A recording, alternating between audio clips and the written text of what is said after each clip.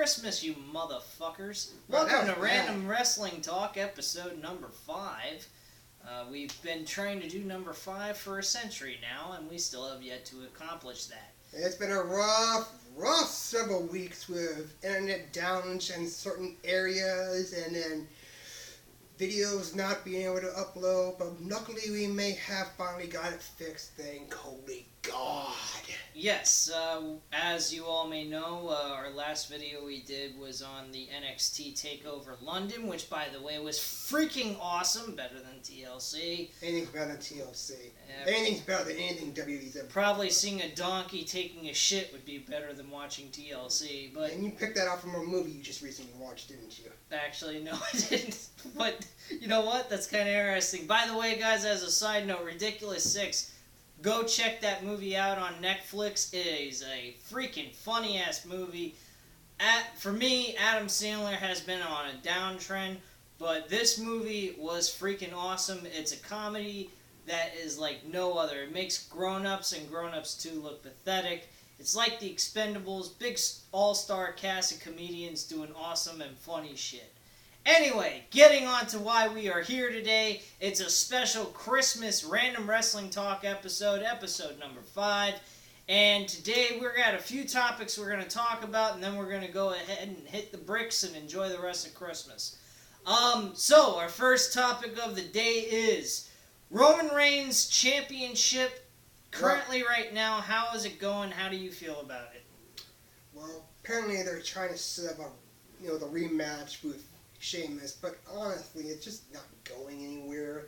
I mean, you have the League of Nations versus him and his brothers and family, but it's just not clicking. It should have just been Reigns as a heel, either independent or joining the Authority, because they have no big-time heel challenger. Yeah, that's the truth, and truthfully, Dean Ambrose should be the guy chasing the title. Roman Reigns should be the champion as a heel, and that's it. And you have your two big stars, and they're two young guys, part of the Shield, working together to help create a main event spot. Right now, Roman Reigns, he's not that great. I mean, let's be real with ourselves. He is plain, he's bland, there's nothing extraordinarily exciting about it. And at this rate, I'm just spitballing, even this is never going to happen, but I honestly would like to see Cena turn heel, join Authority, and just whip Reigns' ass. I'm saying spitballing, just talking shit, and I honestly would love to see that, because there's no one worth challenging at the moment. Let me put it to you this way. I don't want to see John Cena and Roman Reigns in a main event match at WrestleMania. I never said at WrestleMania. At all. Jesus. Roman Reigns, I personally feel that if Roman Reigns beat John Cena at the state that John Cena's at, would be fucking disgusting. Whatever. The point is, they have no one. Either have to make a big time name turn heel, challenge Reigns, or do some sort of bullshit scenario, in which case, the same results. Well, truth of the matter is, I really think it's real simple, everyone. I've already stated this on our NXT review. And They can boost Kevin Owens to challenge. No. You get your beast incarnate Brock Lesnar to beat Roman Reigns' ass as a heel with the Authority. Simple as that. Now, there are rumors running... You and your Suplex City. No, hold on. There are rumors running around rampant, and it's believable, too, that they might have Triple H face Roman Reigns for the championship at WrestleMania. Goodbye, folks. In agreement with that. Anyway, co-host Matt, get your fucking ass up so we can finish the rest of this video. Oh, can't a guy just die in peace? No, die in pieces. Anyway, so, yeah, I think if they go with Roman Reigns versus Triple H, it makes logical sense, but it doesn't need to be for the WWE Championship. I feel that his championship run needs to end at Fastlane. What do you think? At this rate, the way he kept chasing after the title, he needs to have at least a decent run. Make it past WrestleMania and just be done with it. Have Seth Rollins whip his ass when he comes back and be done with it. No, I can't deal with Roman Reigns being champion all the way up to like SummerSlam or something like that. All the way up to August or September. Can't do it. No one that's a wrestling fan can deal with that. Oh, fine. Bring back, I don't know, Daniel Bryan. Have him go heel. I don't know. I'm coming up with shit ideas because they have nothing. Nothing, I tell you. WWE, get your shit together in 2016. Please, for the love of God. Yeah. At this rate, the Indies are kicking your asses.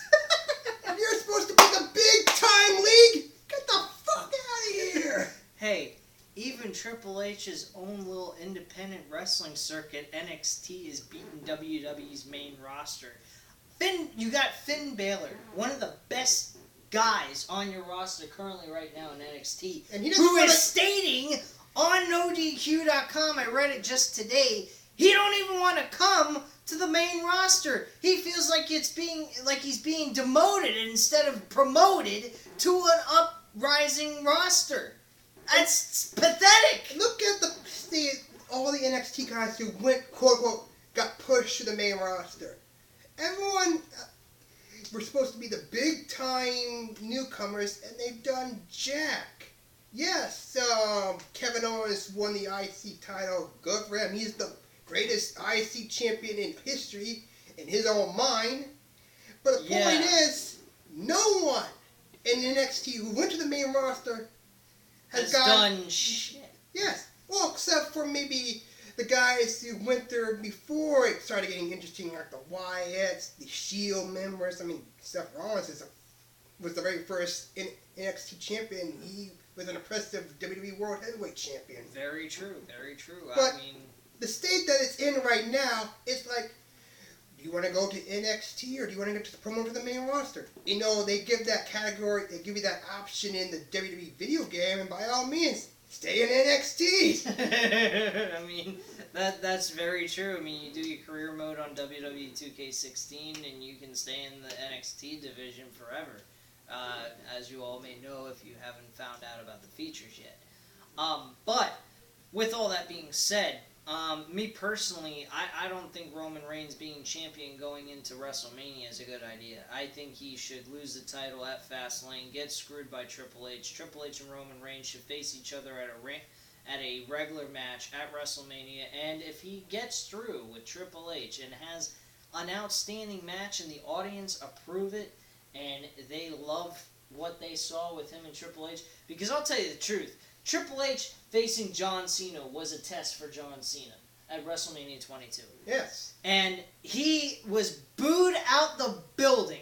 Yes, he was booed, John Cena, but the audience was invested in the match. Were the fans behind Cena at all when he faced HBK, or are they still... Oh, they were booing the shit out of him, too. Yeah, exactly. You got basically Cena versus DX back-to-back. Yeah.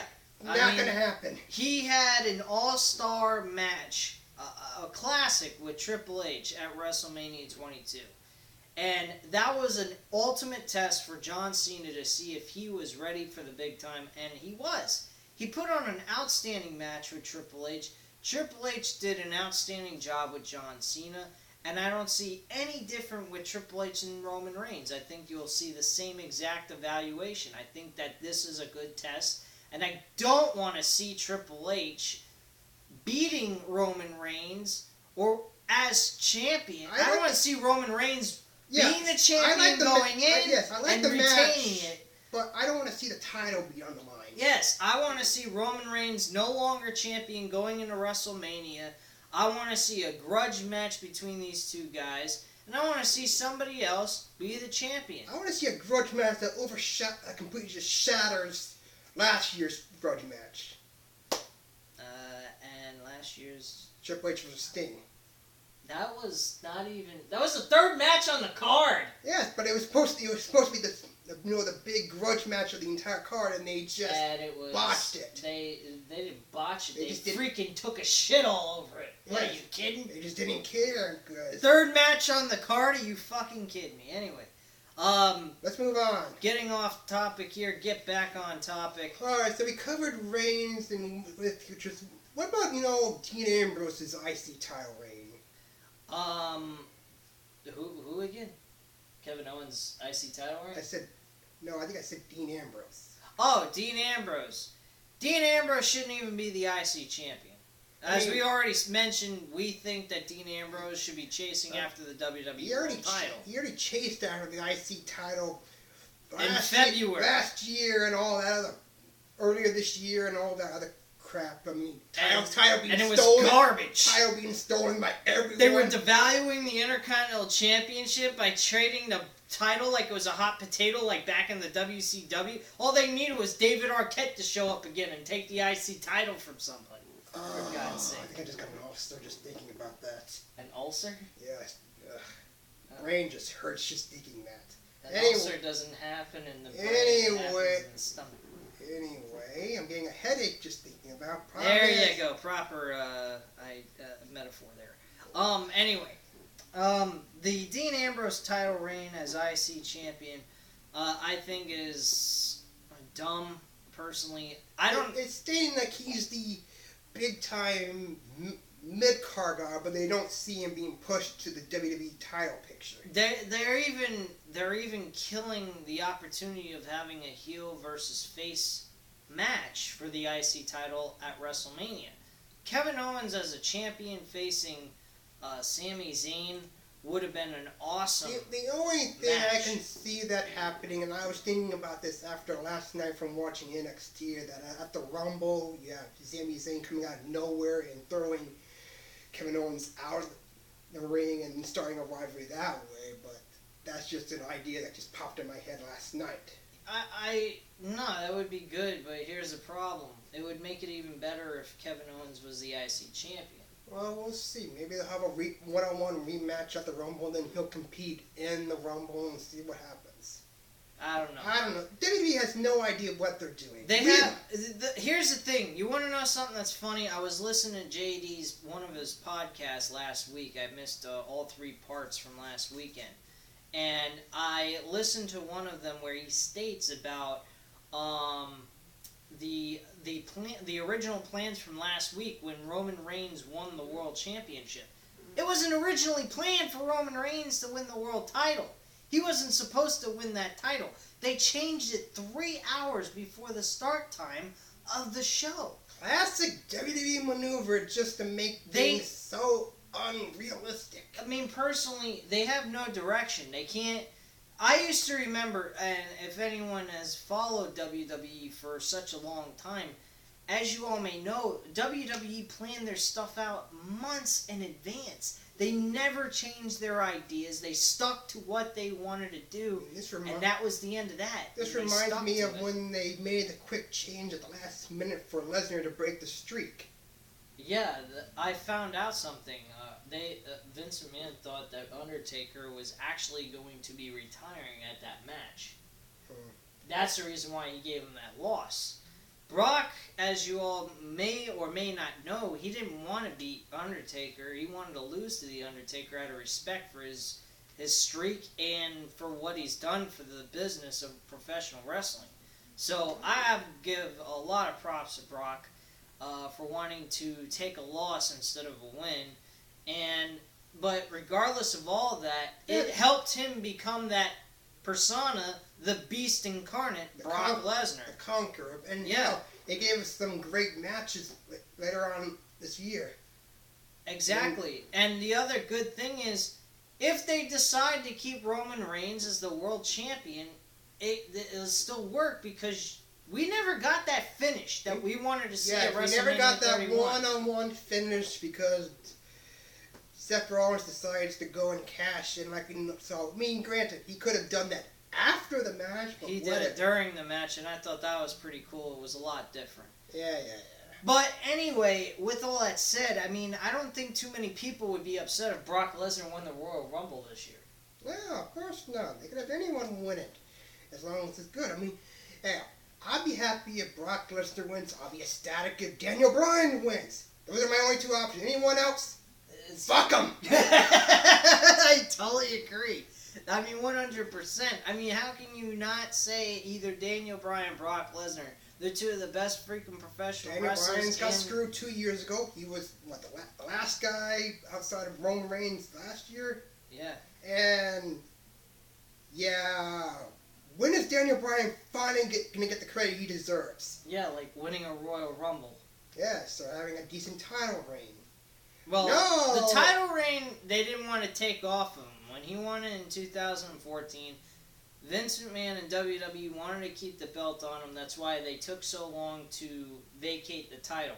Because for a month he was still injured. They thought maybe he would make it through. Unfortunately, with the shoulder injury, he was unable to. Yes, So- but they could have at least, given him a better shot instead of having him chase out the IC title where he got injured again. That's true. And that was because of Sheamus. And because Sheamus did that, I don't quite understand why WWE Chose Would to it make give pick him the Sheamus- title. would have even given Sheamus the briefcase. Forget about the freaking title. The briefcase. Yes. I He mean- he basically ruined any shots for decent story writing.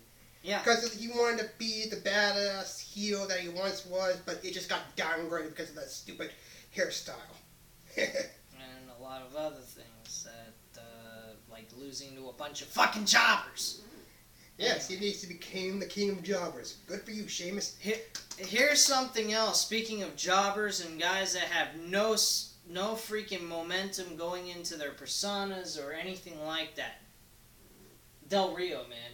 I mean, like he is the instant they put that U.S. title on him, that title has been garbage instantly. John Cena did a hell of a job building that title to be something, and Yeah. it just went down the shitter. Even when Seth Rollins beat him and got the U.S. title It still, from had, him, it still had some it still had The credibility. It was built around big name stars, and then all of a sudden, Del Rio comes about, and Vince McMahon has Why did this he- big hard on for Del Rio. I don't Why know did why. he come back? I mean, whatever. One more. Who the fuck knows? Yeah, I Who know. really cares? The point is, people. It ruined a good opportunity to build the U.S. title. The whole open challenge was a great idea. and Truth of the matter is, the man that should have beat John Cena for the United States title it and was would have, Ziggler. yes, would have helped him raise his career a bit higher and maybe even get to a point Because of if a anyone's main event stuck, spot. if anyone in the entire roster stuck in mid-card hell, it's Ziggler. Oh, I mean, Ziggler is just like nothing nowadays. He's in Nowheresville. I mean, he's trying to build himself to be the next Shawn Michaels, but they won't give him Yes. that necessary push. Alright, so last topic, and then we're going to hang this up and call it a day. You guys can all enjoy your holidays. Yes, and not have to listen to us talk bullshit and bullshit after bullshit about WWE's bullshit wrestling.